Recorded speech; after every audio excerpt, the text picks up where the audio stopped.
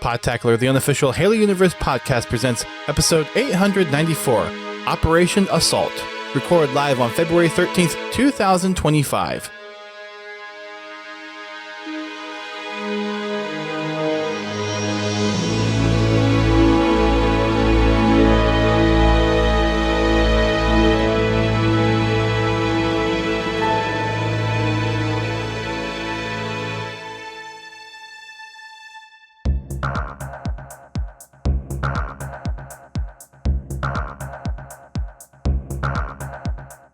Hello, everyone, and welcome to Podtacular, the unofficial Halo Universe podcast. I am one of your co-hosts, Storm. I am your other co-host, Godzilla T. And we're here for podcast night. Woo! And we are at a whopping 15 degrees. Ooh. And falling. We were freezing and snowing yesterday, and then we had rain and 50s. So all the snow we got yesterday, all 4 to 6 inches of it, melted today. Yep. It was 1 degree when I got up this morning. That's cold. Yeah. That's really cold. A little chilly letting the dog out this morning. I bet. She was not impressed at all. Sadly, and unfortunately, in this case, we don't have a dog anymore that we have to let out, so yeah. Although I have to admit, it's the first time I've ever seen her show any kind of discomfort. She better at it being 1 degree outside. Well, I mean, usually, yeah, she's been out in cold weather, even this cold of weather. But usually she doesn't stop long enough for any signs to show. But today she actually started picking her paws up like they were cold. I'm like, get your butt back in here.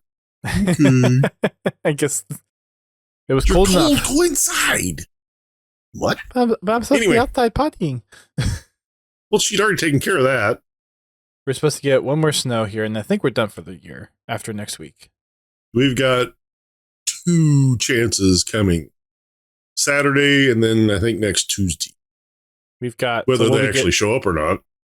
We'll be getting the tail end of your Tuesday. We got Wednesday and Thursday. It's supposed to dump another 3 to 6 inches. Yeah. Cool. Well, we are doing our February podcast. Like we mentioned in the last episode, we are dropping down to about monthly podcasts just because I have to be working now 5 days a week in the office, which means there's a lot less time for me to prepare and look at things to have discussion topics on. It's harder for him to goof off at work. Well, there was a benefit to working from home and just multitasking. You know, you're able to be on a meeting and do laundry or be able to eat and work at the same time without having to have people just walking by your cube or walking by your office and dropping in and what you having? Yeah. Or just like the sidebar chats, and that's already happened a lot this week, and it's like, yeah, I've already been like so much more ineffective at work because of just talking to people, catching up with people, sidebar conversations. It's like, God, he's like he doesn't want to be social or something. He just wants to go back to being a hermit. I mean, I don't mind the talking about it. It's just it is baffling that the excuse is for efficiency, and it's really not more efficient. It's less efficient when you look at it. But back to Halo and what we've been doing with Halo. We got to play some Assault last week for Fraggin' Friday, and it was a lot of fun. Yeah, at least I thought it was a lot of fun. I enjoyed it. I did enjoy it. The maps we did play seemed to be pretty balanced as far as attack and defense. We did come across one team that just absolutely rolled over us a couple of times. But all in all, it was not a bad night. I really enjoyed having Assault. And we had a really bad bug. Were you there for that one? Or was that after? No, I missed that one. Oh. So we were on the Zanzibar remake. I don't know what the map is called in Infinite. But it was the last round. We were on offense. And someone had put the bomb in the Razorback. The Razorback got destroyed. The bomb would not respawn. Oh, jeez. It had the little icon that the bomb was spawning, but it never respawned. and someone had said that they saw the bomb still actually in the corpse of the Razorback, Yeah. and it just never respawned. So we lost that game because the ball never respawned. Tom went out. Yeah. Yeah.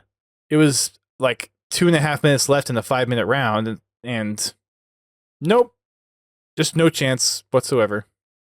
It sucks that you only have 3 rounds. It's the best of 3 rounds. So where Flag is currently the best of 5 rounds, Bomb is best of 3 rounds. So that's something hopefully that they will fix, because that just doesn't. It's basically you 1 chance and you're done. It makes more sense to have that 2 chances to, like, you might have a bad round just because of a bad setup or an unlucky spawn or something. So having that extra round really helps to kind of level it out if it was something like that. So hopefully that's something they fix. Hopefully the bugs they continue to fix as well. But it was a lot of fun. Other than the 1 bugged game and the fact that it was only 3 rounds, there were a lot of good close games that we had. Had a couple of steamrolls, but overall it was a lot of fun. Yeah. We quickly grew to a party of 11? Yeah. And we had some people join the lobby that haven't been in our lobby for quite some time. Yeah.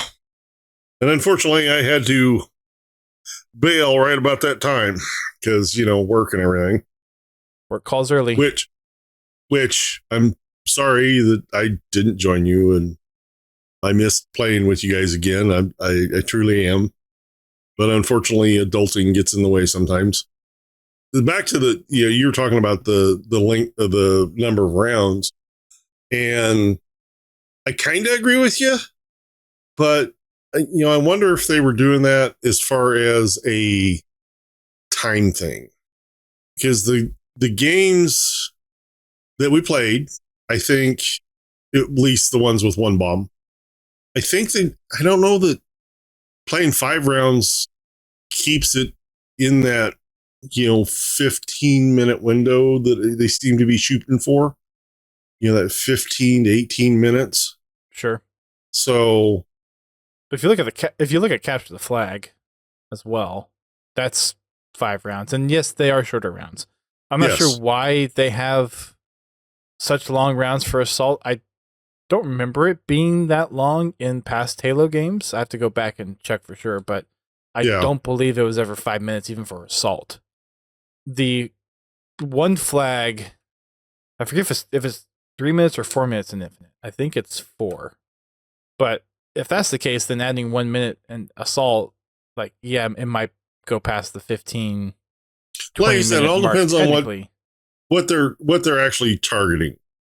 Yeah, I don't know that they're targeting a 15-minute game, but I know they're trying to limit the game to a certain amount of playtime so they can roll players through the playlist.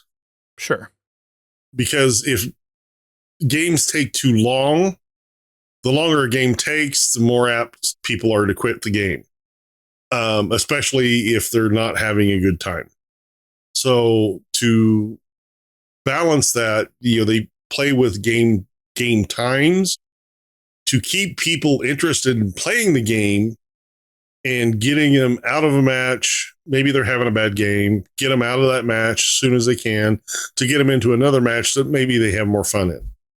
Right? I don't know what goes into the decision making when it comes to how many rounds in a game, how many points to score in a game, stuff like that. There is math that they do to do that.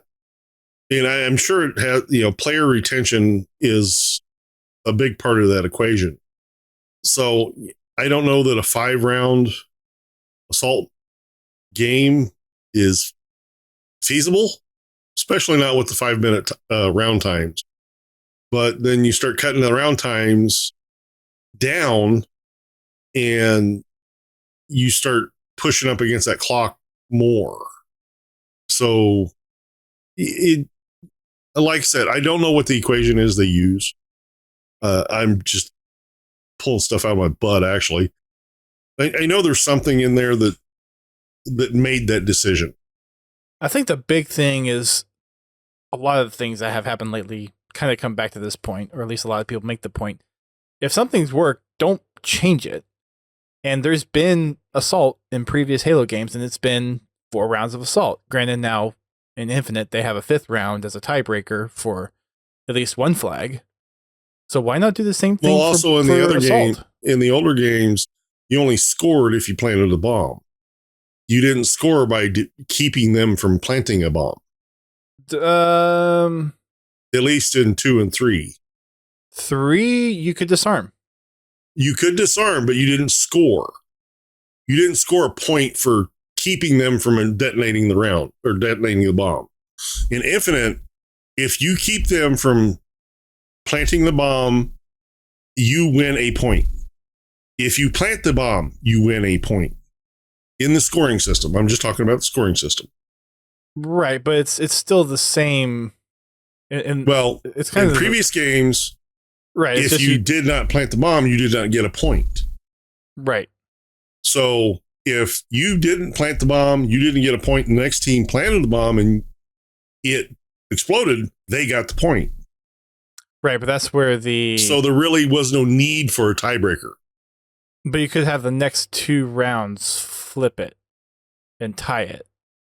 And it would still be tied. True, but it wasn't a guarantee every match. No. Like this one, if every team does what they're supposed to and defend against the bomb, both teams, in this case, there's 3 points available within the current setup. That means the defending team that starts always wins. Right. In that case. Correct. But the only reason I'm saying it is in the past games, I mean, it'd be the same thing, right? You have 4 rounds of assault. If everyone did what they were supposed to do, like in the past games, it would be a tie. It would just be no winner, right? In Infinite, even with 1 flag, there is that 5th round to try to break the tie. I don't know why 343 decided to do it that way, but they did. Yeah. I just don't see why they can't do that for assault. Well, I think that's just the way the scoring system's designed. I don't know.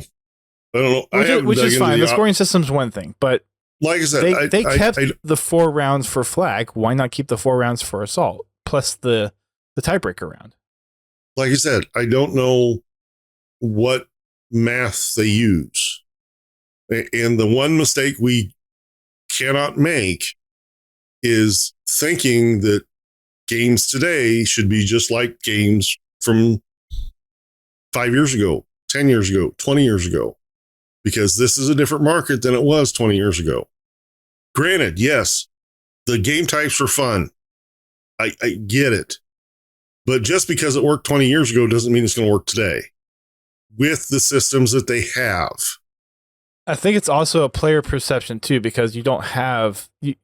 If you have 1 bad round, then you're done. Whereas with the 4-round system, you could have a bad round, but still make a comeback. And with only the 3 rounds, that kind of, unless you're the defending team at the start, then you don't have a chance to recover. It's the same with the 5 rounds. You have more of a chance to bounce it out with the 5 rounds, where you don't with the 3 rounds.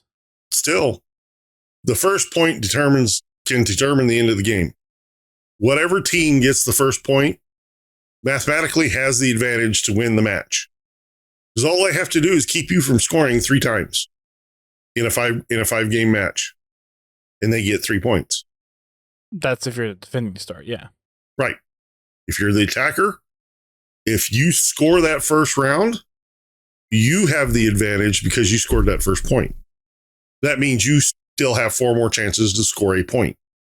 So whatever team scores first has the advantage. Now, the first defending team does have an advantage because they are guaranteed to have a defend on the last run. Right. So it's not really a balance. I mean, that last round is not really a balance anyways. Right. Like it's... The 5 rounds is a little bit more forgiving than a 3 round. It is more forgiving, yes. That's what I'm trying to get at. It's still... Is the forgiveness worth the extended playtime in a single game? That's the math that I'm at, that's the math I'm talking about. From a competitive standpoint, yes, that matters. From a casual standpoint, just going in and playing, that might not matter as much. And Right. I get Like, it from the bulk of the Halo community are casual players. And I'm not knocking the competitive players. If that's what you want to do, that's what you want to do. If you've got the skill, go for it. Because I sure as hell don't. But they've got to look at their biggest player base. And their biggest player base are the casuals. Yeah, but I wonder if the casuals feel that way. Anyways. I haven't heard an outrage about it. No. Everything I've heard about it seems that the community's pretty much accepted it as at least good enough. The fact that we just have a new mode, I think, is what is making people happy right now. Yeah, like, yes, there's quirks, and yes, there are things that need to be fixed with it, but just the fact that we have a new mode in and of itself is pretty exciting. as with the recent history of the company, I'm just happy we're getting something. That's fair. Because it is entirely possible that it could have just stopped. That's true. It was iffy there for a while. And I'm not praising them for that either. I mean, this is stuff they need to do to keep the community interested in the game. So, if they stop that, then the next Halo truly is dead, because there won't be anybody that wants to play it. There'll be nobody looking forward to a new Halo game. I don't think it's ever a case of people not wanting to try to play Halo. I think 343 saved face ish. Like, this was, I know before this was kind of like we talked about Infinite being kind of like that third striker out thing. It was like really close. It's like they whiffed it and got a ball. So they're still on 2 strikes. But people will come back and play Halo because it's Halo. Like, it's a big franchise. The game itself, I'm happy with. It had a really good campaign, had really good storytelling. Was not the storytelling I was expecting, but by the time I got clear through the campaign, I respected the choices they made, and it made for a good story. The multiplayer, I enjoy. It's fun. The only thing I dock them on is not following through with the promises. One is the customization they promised, which they did not deliver on, and the sheer lack of game types at launch, which is related to not having Forge as well. Those 3 things are the things I have a problem with. The game itself, it's fun. It has been, for me, it has been ever since the very beginning. I haven't been able to figure out the gravity hammer, but I don't know. Yeah, and that's just related to how the game works being on dedicated servers, with the working with the latency between clients, and I just don't know how it translates it. It still seems screwed up when it comes to some stuff like that. There's something funky with it, because even with Halo 3, there was one player Xbox that was basically a dedicated server, right? So basically, the player on the Xbox was the 0 ping, but the Xbox was the server anyways. But it was always you could always figure out who had that advantage, right? And you could always account for it after a minute or so of playing the game. In Infinite, it's like with Infinite and the dedicated server, it moves from player to player. You never know who has the best connection. And sometimes, I'll have a 10 or 15 millisecond connection and I can't hit. Well, and you're at a detriment if you're at a ping that's 33 or lower. Right. Because now it's taking a real-time effect, where if you're higher than that 30 or 40 or whatever, that there's a magic number in there. If you're higher than that, it's going to take the client timing, versus if you're under that 33, it's going to take the server timing. And that, so you give people with a low ping a disadvantage with the network code. I obviously, games are a lot more complex these days. There's so much crammed into engines that things are hard.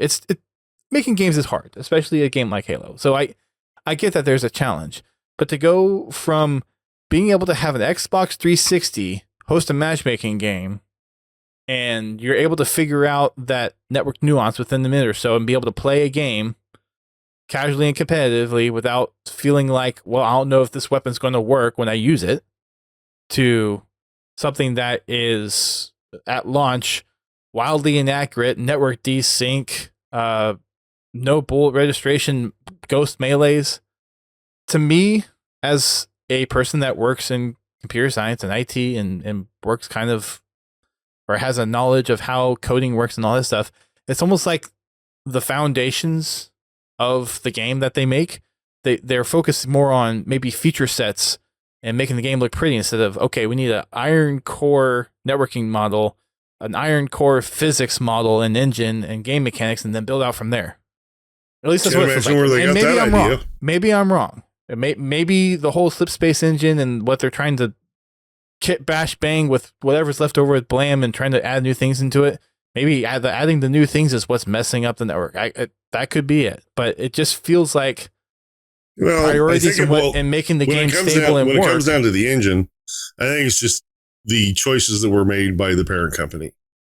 And that's what I'm getting at. It's like there are certain things you need to focus on building the foundation of a game. If you don't have those foundation things, that's when those things start to crumble. That's when you get all the networking things that don't work, and you get all the other artifacting and all the little random quirks, not the good quirks like the weird super bouncing and glitch things that are just kind of fun and just nature of the physics engine, but all the real bad quirks like the phasing in and out, the falling through the floor, the ghost melees, seeing that you shot someone in the head and it didn't register type of thing.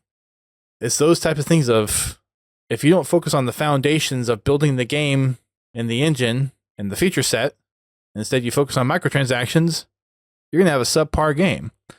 We've seen Halo in a greater technical stability and have less technical debt with a crunch time of 8 months.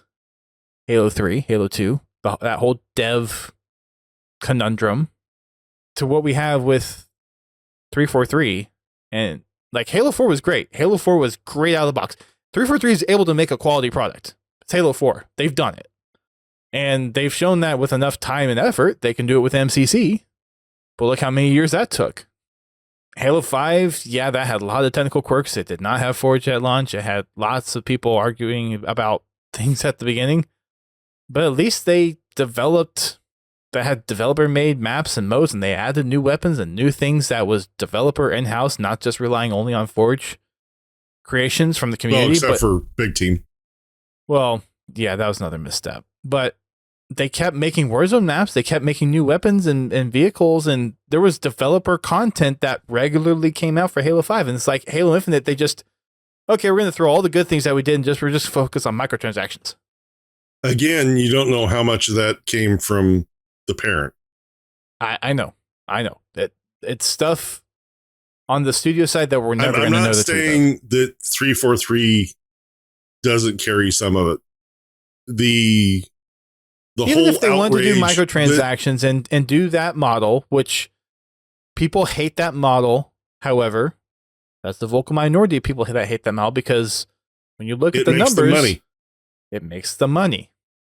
Look at Fortnite. Look at their model. The Battle Pass system, which we'll get to in a minute, that 343 is kind of going back to, is exactly the model that Fortnite uses. And Fortnite's probably one of the most popular games in the world. People complain about the system, but it's the system that sells and makes money. If you really want the system to fail, you have to stop buying into the system as a whole, not just the vocal majority, not just the people that have been with Halo since Halo's inception, since the Bungie days. That's not where the cash is anymore. Like the cash is like the younger people that are into Halo now, like the Ubernicks. They're the focus. Like Hidden Xperia, Real Life Spartan, all those oldies. That's not what Halo's targeted to anymore. Now, sure, you want to be able to stand upon your legacy and build upon your legacy to say, yeah, this is still Halo. This is still rooted in Halo and whatnot. But as far as the money-making model with the microtransactions, that's the new era. There's no longer DLC. Now, how they've handled the longevity of Halo Infinite is a different topic. but I still think there has to be the core of the game, just from a game development perspective, regardless of how you decide to make your money, regardless of what feature sets you want, you have to start with the core and build the core and build on top of it. And it just feels like some of the core parts of just building a game was not done with Infinite. Yeah. They decided to work on the flashy features and the microtransactions versus just making the game stable and playable. Because that's not the moneymaker. The moneymaker is the cosmetics. The base game, the core of the game was solid. Halo 4, other than the whole kill streak thing, I was perfectly happy with. The codification of it, yeah. Yeah, like I said. But other than that, technically, it was a great game. Yeah, I was perfectly happy with Halo 4. Had a great story. It relied a little too much on outside media to get the whole story. That's fine. That's a minor critique. But the game as a whole was a great game. I enjoyed playing it. I still enjoy playing it. Halo 5, crappy story. Not what we were promised, but the base game was fun. The multiplayer was. Yeah. I mean, Forge wasn't there at launch, which sucked, but multiplayer was a blast. Yeah. Mechanics of the game were great. The balancing between the Spartan abilities and armor abilities, almost perfect. Warzone was a unique twist on an old game, and I enjoyed it. I really did enjoy playing Warzone until, it aged a little bit, and then the squads came. Yeah, the squads came, and then the microtransactions started to play into the game more. With your loot boxes and Bobby's 87 Phaetons. Anyway, because, for me, I never spent any money buying the silver, the gold, the packs, bronze packs. I did buy the voices pack. I did buy a helmet pack, but that was stuff. It said right there on the webpage what you got in the pack. It wasn't random. Everything else in the game I unlocked through opening bronze, silver, and gold packs, and some platinum packs when they were available. But I bought those all. Every pack I bought was with the in-game currency, other than 2 or 3 of them that were gifted to me by other people. Which, by the way, thank you very much. I appreciate it. Well, the thing, like the Forces of War rec packs, they didn't add to your inventory. They were purely cosmetic or customization in nature. Well, I just didn't want to say that I never bought any pack, because technically I did.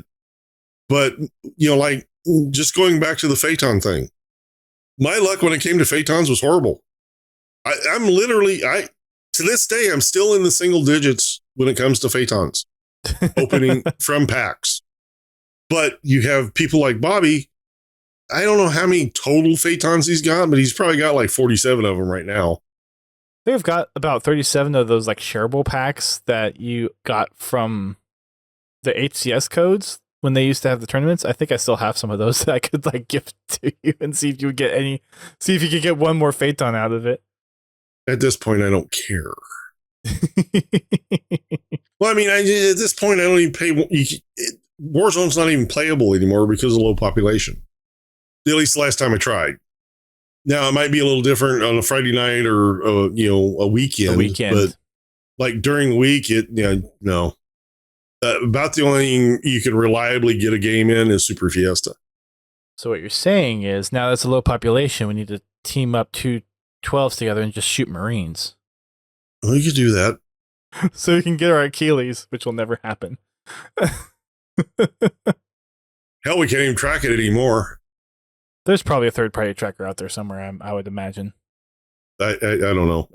Honestly, I gave up. Well, I never really cared anyway. So, I mean, I basically got the Achilles armor for completing the challenge from MCC, completing all the games on Legendary. It's basically the Achilles armor, just different stripes on it. That's fair. But anyway, I mean, like I was saying, I'm not faulting 343 completely for Infinite. There were choices made that they should have chose differently. But unfortunately, I believe most of the problems caused with Infinite were due to outside forces. The fact that they had to rotate crews so often. So about the time a crew would get used to working with the engine, they'd have to leave and a new crew would have to come back in, and then they're starting from scratch all over again. Yeah. The fact that the lower management was not communicating with the upper management properly and giving them the correct information is another problem. It's a big problem. There's multiple issues with Infinite. There's issues with Halo 5 and Halo 4 too. They just did not make it to this scale. There's a lot of things that we could do or that they can do differently, but it's only if they're allowed to. For now, microtransactions are here to stay. You just live with it until every person in the world stops doing transactions in every single game. Not just Halo, every single game, they're going to be there. The only thing that we can hope is that they stay just cosmetic, nothing that affects gameplay. Yeah, we don't want to go full Call of Duty. No, we do not. After that whole roundabout about talking about game nights and Assault and everything, Assault's fun. It's a lot of fun. It's a really cool throwback to classic Halo. I hope to see it in competitive. I think it would be a great addition. We've seen it on several of the classic Halo maps. There's also the complex remake, I think it's called Origin, that they introduced during this operation as well. Which I have not got to play on yet. Neither have I. I do also like the fact that there is now ranked 8v8. They started with Assault, but there is a ranked 8v8 now, and I'm kind of curious to try it out. We did do one ranked game during Frag Friday last week, just because we were at that 8 lobby, so we decided to do one, and then we outgrew that after that one game. But it was a lot of fun. Even that one ranked game, it was very even. It was a well played game. And aside from the few bugs and just some other little quirks with Assault on Infinite that hopefully they will fix, it was a lot of fun last week. Let's move on to the news, shall we? Sure. Let's go off the beaten path a little bit just to start. Hence the title of the stream and the episode. Rooster Teeth has been reacquired by one of its original founders, Bernie Burns. Nice. There are still some of the productions out of Rooster Teeth that are still owned by Warner Brothers or Viz Media, I forget which one. But the rights to some of the original IPs and some of the original things that was from Rooster Teeth is now back under the management of Bernie Burns. And the announcement kind of came out in a clever little tweet from the Rooster Teeth account with the classic Rooster Teeth logo, but kind of in the neon glowing style. And sorry, Dylan. Yeah, rights to the name, not the original company, because a lot of those that's kind of what I was leaning to. A lot of those IPs that was under Rooster Teeth is still there, but having the rights to the name is still kind of like, okay, bringing it back to roots almost. So everyone's excited about the possibility of return to Red versus Blue, some of the other more traditional Rooster Teeth style videos and shenanigans that were done under the name of Rooster Teeth. And there was another video that he posted. I don't know where it was. It was all over social media, but Bernie walking into one of the Rooster Teeth offices like he's ready to come back to work, and it's just an empty warehouse. So we'll see what happens, but everyone is excited about the possibility of some of those original Rooster Teeth shows that are not part of what transferred over coming back to life. Red versus Blue, the RT podcast. I don't know what else is in the realm of that. Ruby's definitely not part of that. Ruby was a big cash thing, so that's going to go over there. Achievement Hunter, I don't know what ever happened with that. I don't know if that's part of still what got transferred over, or if that's kind of up in the air now. But the prospects are exciting. A lot of Halo fans are very happy about seeing Bernie get the Rooster Teeth name back and what that could mean. And for Halo fans, that means the possibility of more Red versus Blue. I haven't seen all of Red versus Blue. I've seen through season 14, I think. I stopped at season 13. I haven't seen anything after that. I think it was after Chorus. It was the Chorus arc that I finished. And I think they got to, I think season 18 was the last one, where they kind of circled around back to the whole church AI arc. Yeah. And they kind of split off of that. Exciting times.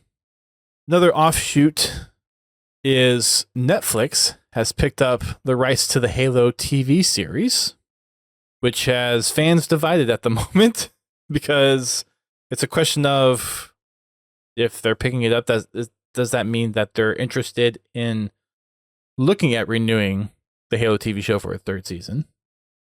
Currently, it's just a licensing deal to air the episodes. Paramount still has it in the US. I think Netflix is just picking it up for other regions around the world. But it just got it piqued people's interest in what does it mean for the life of a future with the Halo TV series, if that means a third season or not. Yeah. I mean, Netflix has definitely got the money to put into it if they choose to. I've seen a lot of the series that they decide to fund one season that's a really great show and then they cancel it.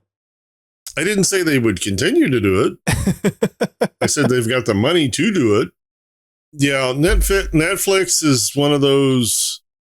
I mean, honestly, I would probably been more enthusiast if, HBO would have picked it up. It seems more at this point because it seems like Netflix are a lot more into starting new things or funding things. So I think them just picking up the streaming rights is more just the streaming rights and not trying to do a third season or trying to do anything of being a showrunner for. But that also tells me something about the show. If Netflix is interested in streaming it, then they think there's money in it. A wider fan base that's not on Paramount Plus, which is a smaller streaming service, smaller revenue platform. So, yeah, it could be helping pad some numbers here and there, so to speak. And then you coffee lovers, there is a partnership with Madrinas. I don't drink coffee, so I don't know, but there's some new coffee flavors courtesy of Halo Gear. If you're a coffee lover, there is a Midship Mocha Caramel Cold Brew and the Pit Peanut Butter Whiskey Whole Bean Coffee. That is not coffee. That is candy.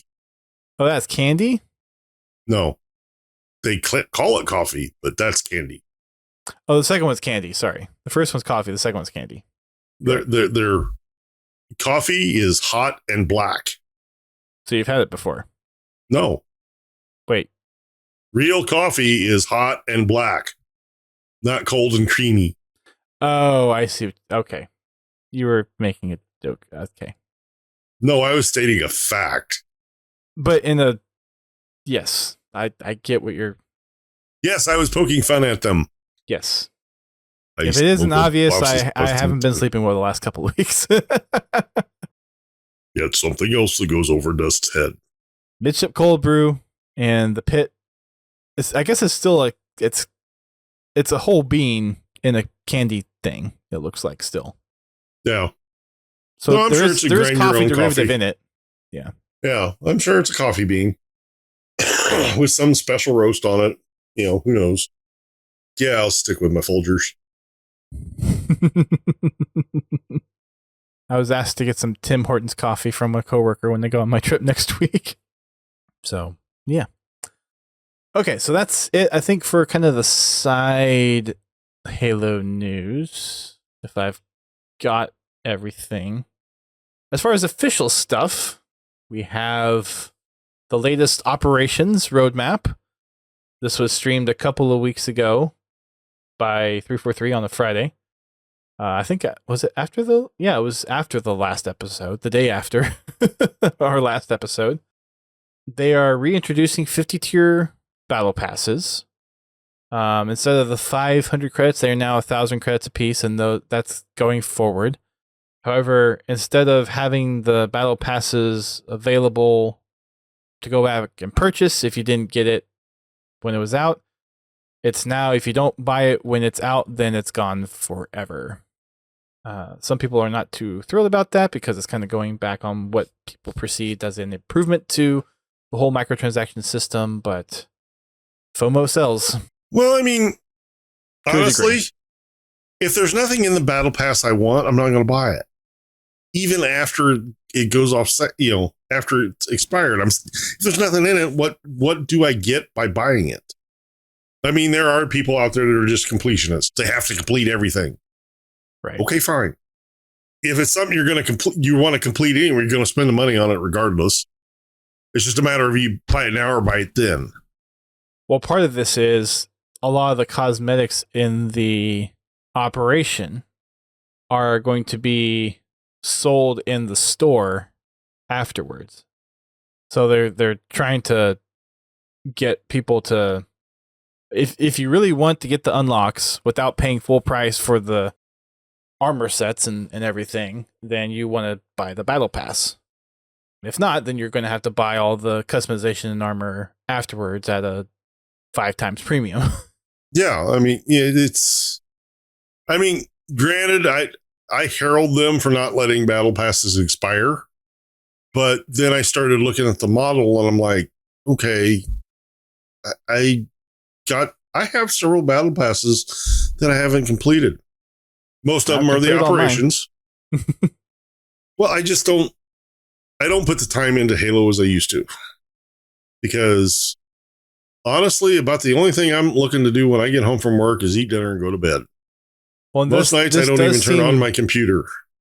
Yeah, this does seem to be a move more for people that play the game regularly and not people that are only playing kind of by the wayside. But it does kind of...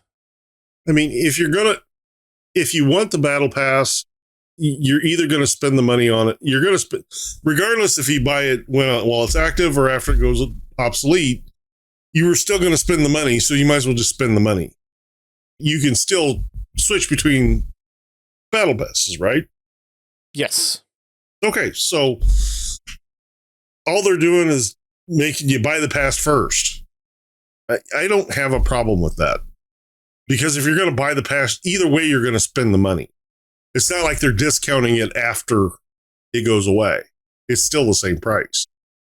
Oh, it's more like all the stuff that would be in the battle pass that goes once this battle pass goes, this battle pass completes and it goes to the next one, that battle pass is still going to be 1,000 credits. They're not going to knock it down to 500 credits just because it's a past battle pass. It's still going to be 1,000 credits. Just like the active one that just started. It's going to be 1,000 credits. Just like all the operations. They were all 500 credits. They're all still 500 credits. But now you won't be able to go back and buy the premium or the premium operation pass. Like at that point, you're not. You have to buy it while it's active, or else you'll never get access to it. Like I said, so if you're interested in something in that pass, just buy it. But if you're someone like you who's like, okay, you don't go to Halo that often, but then you come back and it's like, oh, there's this really cool armor. Where is it? Oh, it's in this battle pass that I missed because I wasn't playing Halo at that time. When I find something in a battle pass that I like, I play the game enough to get to that item, or I will buy the premium pass. Every time a new operation comes out, I do fire the game up and I look through all the tiers to see if there's anything in there I want. I inspect all the helmets, all the chest plates, but I don't.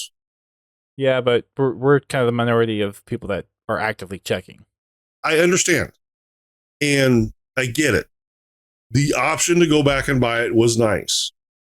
But it's easy to correct for. People just need to get in the habit of looking at the active battle pass and seeing if it's something they want. I mean, it's a 50 tier pass. It's gonna are they going back to the 3 months? No, this is 1 month. So 50 tiers, 1 month. Yep. So I mean, you've got 30 days to look at it. If you're that into Halo, where you're buying battle passes, you're on Halo every day, or every other day, or something. You know, you can make you'll be on Halo in that month's time, most likely. And you just have to take a minute and look through the battle pass.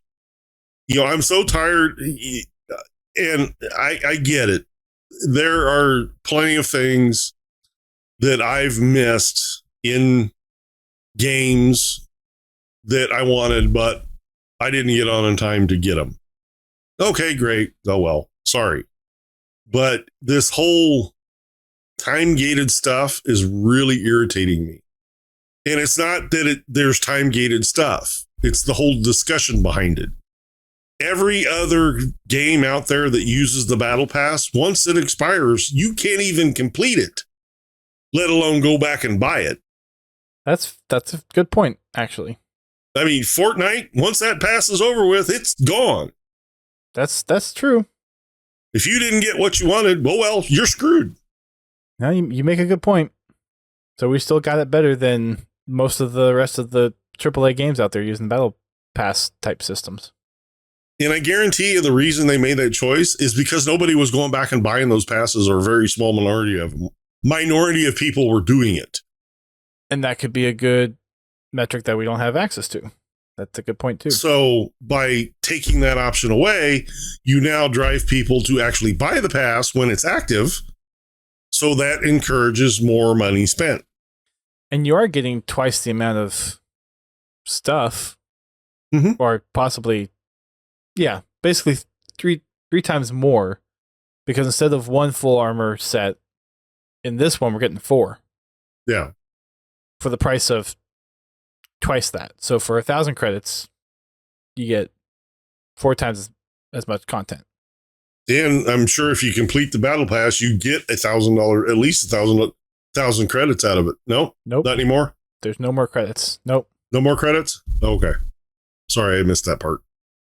They're all now Spartan. That I got a problem Spartan with. Points. You get Spartan points now. You do not get credits, or whatever the in-game currency is. Well, no, there's two currencies. So the credits is what was the original currency, which back in the old 50 tier, 100 tier thing, you earned more credits. You could earn enough credits to pay for the next battle pass, and then earn and then pay for the next one. That's out the window. There's no more free loading the battle passes.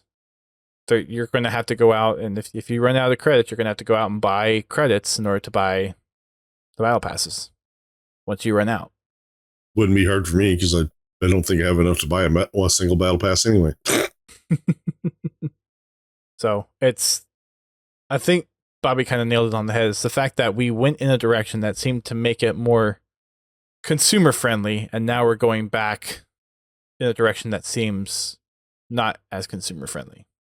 I think that's what a lot of people are complaining about. But basically, all they're doing is marrying every other system that's out there.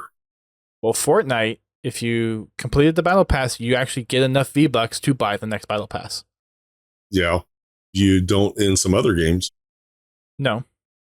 Destiny's one of them.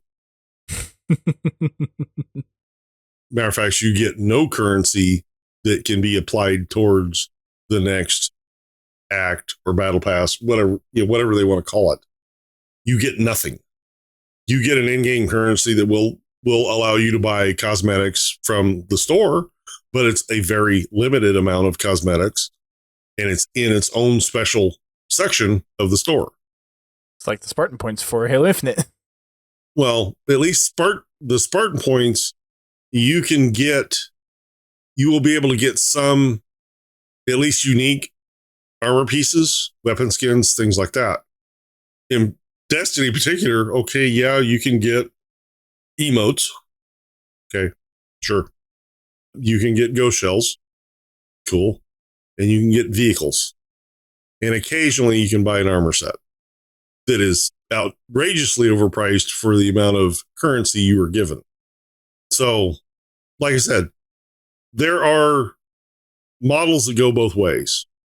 Me personally, I would appreciate if some of the currency needed to buy the season pass was in the season pass. It would make it seem to be a better value, and seeing that the season pass is almost pure profit. I mean, don't get me wrong, they do have costs incurred on it. I'm not saying that they don't, but I guarantee you that more than half of that battle pass money is pure profit. Yeah. So having a little kickback in the battle pass is not a bad thing. Okay, yeah, you don't want to give them enough to buy the next battle pass outright. Fine. Give them 500, 250, 750, 400, something. We'll see if anything changes. The next couple of battle passes are pretty interesting, though. We get Blue Team on March 11th, which they're thinking, or it seems like people are thinking it'll be the Halo 5 Master Chief armor and kind of the whole Blue Team set, really, that inspired thing with the Master Chief cracked visor and everything. And then we have Forerunner coming April 8th, which there's a little key art with a Forerunner looking armor, which looks pretty cool. It's very It would look like an armature. Kind of. Floating arms and all. Oh. No, it's definitely more Forerunner. Yeah. In design. And that we've seen, did we see a Forerunner armor in, I guess it was 5. In 5, we had something close to it. Yeah. It was Forerunner inspired. I actually think it was called Forerunner. Kind of along those veins, yeah. Yeah. No, that's something I would. That's it, Bobby, I would. thank you. I would what actually. the ancient humans look like. Yeah, I would like if they could make a set of armor that made you look like a Forerunner armature. That I would buy in battle pass form, not from the store. Store's stupidly overpriced. That's where they make their money, though, is the store. I know, but there's the Blue Team one when it comes out. I will probably look at it, and I may actually purchase that one just solely for the Master Chief armor. Yeah. Last thing we have is the HCS roadmap for 2025. We've got our first major in Arlington, Texas, April 18th through the 20th. That is hosted by Optic Gaming. We have DreamHack in Dallas for the second major. That is May 23rd through the 25th. We've got at Salt Lake City, Utah, hosted by the reigning champions, Space Station Gaming, August 1st to the 3rd. And then we've got an unannounced date, but early fall, which is they don't have that date announced yet, but it's probably going to be mid to late September. And then we've got our championship series, October 24th through 26th in Seattle. I'm hoping to be able to go, but with number 2 on the way, that might be a little finicky. Although we were planning our 20-year anniversary festivities around that too, so yeah, lots to work on that. They don't have Assault in the map in the modes listed for the 2025 season. I hope that changes because I would love to see Assault in competitive. But if they don't have it for the 25 season, they've got to add it for the 26 season. I don't see them not adding Assault because Assault's. No, they could still be seeing it just released. They could be ironing it out. Yeah, they could still be ironing it out for competition. I take that back. Nope, I misread. I'm sorry. They do have Neutral Bomb. Oh, okay. I'm sorry. They do have Neutral Bomb, which is what they've done in the past with competitive. So. No, they do have Assault. I just didn't see Assault. There was Bomb there. I didn't see Assault, so that's my bad. It is included in there. It's in Aquarius and Fortress, which I haven't played Fortress yet. But we have 6 game modes. It's finally feeling like something really exciting to really sink your teeth into and have a whole bunch of different experiences. In the update that we got too, we have a few key sandbox changes that I think are worth noting. For competitive, this is going to be a huge thing. There's a lot more skill jumps introduced, so where you can jump on like little pieces of geometry that stick out of the walls and everything. They've made it to where you can actually land on those things, kind of how you can in traditional Halo, and introduce kind of those trick jump locations. So that's going to be really interesting for competitive play. Grenades now bounce a lot more. The frag grenades, they're kind of back to their traditional, really kind of bubbly, bounciness, kind of like in the Halo 2 and Halo 3, how bouncy those were, instead of just kind of being how they were in Halo 1, that just kind of did. I would like my grenades just not to disappear. That might be a different problem. Like, I throw a grenade, I'd like it to stay there. Not just I don't think evaporate. I can help you with that. And then we have strafing speeds that have been adjusted too. So you won't get quite the rapid deceleration, acceleration that has been in Infinite so far, where people are basically using the strafing to peek out of the edge, kind of get an unfair advantage. So it's back to a little bit more traditional where you kind of have a gentle strafe back and forth, so it's not as jarring. A longer acceleration and deceleration. That helps balance out gameplay a lot. And it's a lot more realistic because there's no way they're able to just do this when you're strafing. There is momentum that you have to account for. And I have noticed that when I've played Infinite, like how that strafing just is bonkers.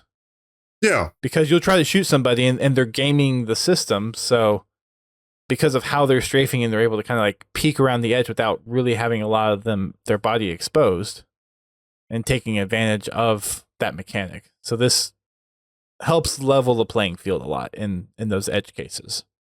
And I think that's most of the new stuff that we want to talk about. There's actually quite a few things that are rolling out with Halo, and it's actually nice to see progress being made. We had a rocky start of the year, but things are looking up for Halo Infinite. Development has really started to spin up as well. There's lots more job postings for the Halo studios, and it seems like projects are underway. So Infinite development is, development might be a little bit of a charged statement there, but improvements, operations, new content coming out for Infinite is rolling out on a consistent basis, which is good. We're back to 50 tier battle passes, which means lots of cosmetics every month, which is a good cadence. I feel like if they came out with this at the beginning, no one would have really complained that much. But because we've been through this roller coaster so far, that's why people are not too thrilled with everything that comes out. And with the increase in development that seems to be happening, we don't have confirmation of that, but from job postings and other things that we're seeing with people being hired and the rumors of other developers working on Halo things, sounds like we might actually see an announcement of some new Halo thing this year. So things are looking up. Happy to say. Anything you have to add, GT? No, just patiently waiting. That's all we can do at this point. Well, thank you all for tuning in to our February edition of the podcast. I will not be here next week. I will be on work travel.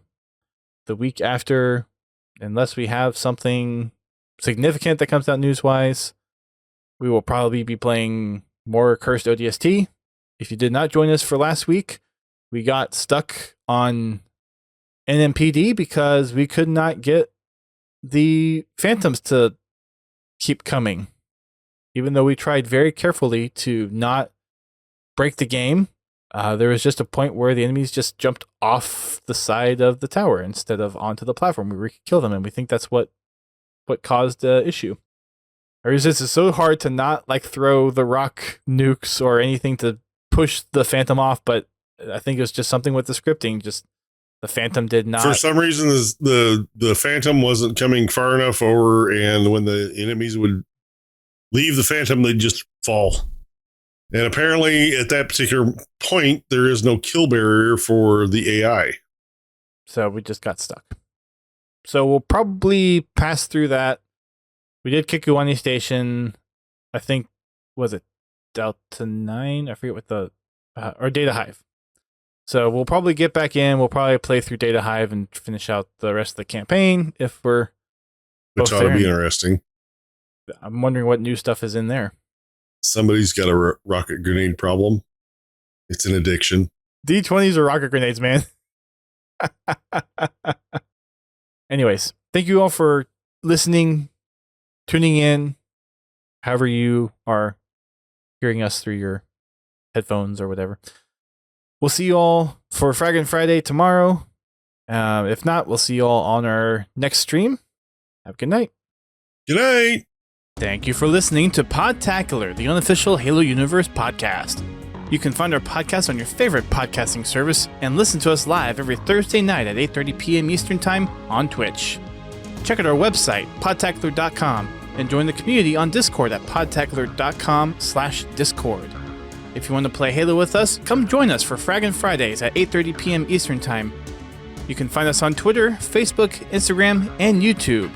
Become a supporter of the show by sharing the show with your friends and family, or help keep the lights on by subscribing to us on Twitch, donating via PayPal, or becoming a patron alongside Confal, Pens Halo, and Prestige Ace. Until next time, keep on fragging trucks.